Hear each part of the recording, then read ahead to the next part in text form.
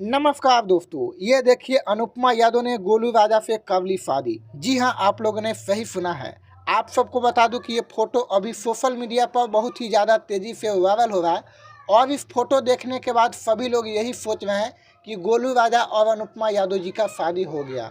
लेकिन इस फोटो का क्या सच्चाई है आपको इस वीडियो में बताएंगे। उससे पहले आप लोग इस वीडियो को लाइक कीजिए, चैनल पर नए चैनल को सब्सक्राइब कीजिए और कमेंट करके वीडियो देखने के बाद अपना राय जरूर बताइएगा। सबसे पहले आपको बता दूं कि ये फ़ोटो जो है किसी ने एडिटिंग करके बना दिया है। गोलू राजा और अनुपमा यादव जी का शादी नहीं हुआ है। सच्चाई यही है इस फोटो को। ये फ़ोटो जो है किसी ने एडिटिंग कर दिया है।